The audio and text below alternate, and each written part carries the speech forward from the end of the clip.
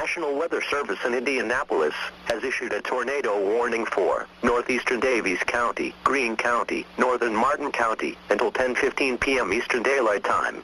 At 9:31 p.m. Eastern Daylight Time, National Weather Service Doppler radar indicated a severe thunderstorm capable of producing a tornado.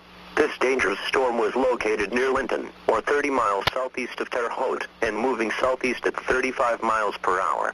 In addition, at Midland, a rotating wall cloud was reported by train spotters at 9:30 p.m. Eastern Daylight Time with this storm.